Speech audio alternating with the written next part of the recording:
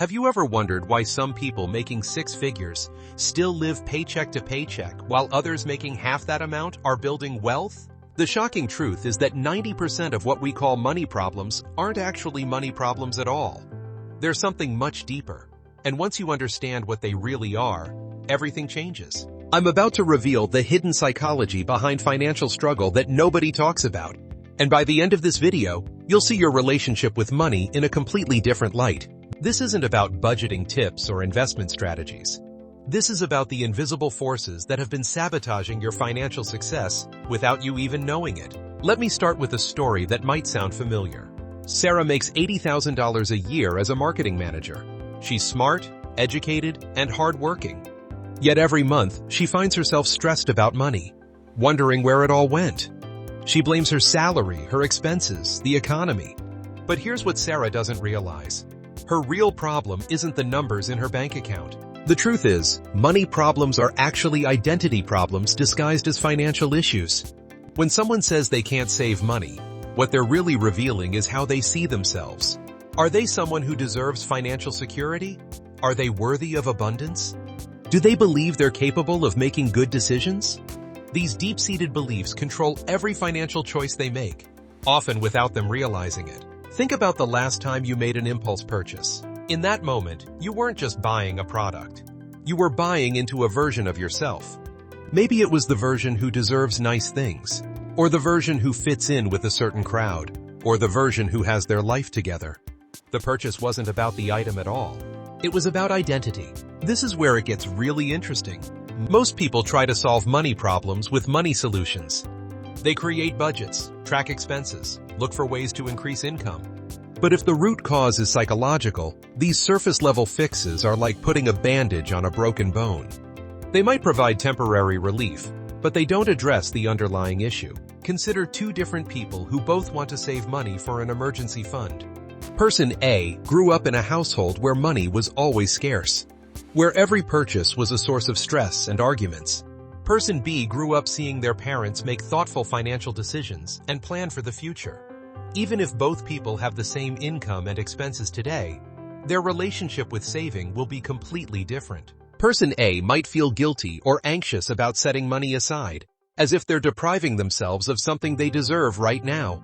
Saving feels like punishment because that's how money felt in their childhood home. Person B sees saving as a natural, responsible thing to do because that's the pattern they observed growing up. Same goal, same financial situation, completely different psychological frameworks. This explains why lottery winners often go broke within a few years. It's not because they suddenly became bad with money. It's because their identity never shifted to match their new financial reality. Inside, they still see themselves as someone who doesn't have much money, so they unconsciously make decisions that return them to that familiar state. The same principle applies to debt. Yes, debt is a mathematical problem that requires mathematical solutions. But why did someone accumulate that debt in the first place? Often, it's because spending money made them feel like someone they wanted to be. The debt isn't just numbers on a statement. It's physical evidence of an identity they were trying to purchase. Here's another layer that most people miss. Money problems are often relationship problems in disguise. How you handle money reflects how you handle boundaries, communication, control, and trust. Someone who can't say no to their own impulses probably struggles to say no to other people's financial requests too. Someone who hides their spending from their partner is revealing deeper issues about honesty and vulnerability in the relationship. I've seen couples fight about money when they're really fighting about respect, security, or shared values. The budget spreadsheet becomes a battlefield for much bigger issues. One person's need to save might represent their desire for security and control, while the other person's spending might represent their need for freedom and spontaneity. Neither is wrong, but they're not really arguing about money. This is why financial education alone doesn't solve financial problems. You can teach someone about compound interest, investment strategies, and debt management, but if they don't believe they deserve financial success, or if they're unconsciously self-sabotaging, all that knowledge becomes irrelevant. The good news is that once you recognize money problems for what they really are, you can start addressing them at the source. Instead of asking, how can I make more money? Or where can I cut expenses? Start asking, what do I believe about myself and money? And what identity am I trying to maintain through my financial choices? Start paying attention to the stories you tell yourself about money. Do you believe that having money makes you greedy? Do you think struggling financially makes you more virtuous or relatable? Do you associate wealth with selling out or losing your authenticity? These beliefs might be running your financial life from behind the scenes. Notice the emotions that come up around money decisions. Shame, guilt, fear, excitement, pride. These emotions are clues pointing to deeper beliefs and past experiences that are influencing your present choices. Money is never emotionally neutral because it represents so much more than just a medium of exchange. Look at your family's money patterns. How did your parents handle money? What messages did you receive about wealth, poverty, spending, and saving? You might be unconsciously recreating familiar patterns, even if those patterns don't serve you anymore. Consider how your spending aligns with your values and identity. Are you spending money to become someone, or are you spending money as someone? There's a huge difference. One comes from insecurity and leads to financial stress.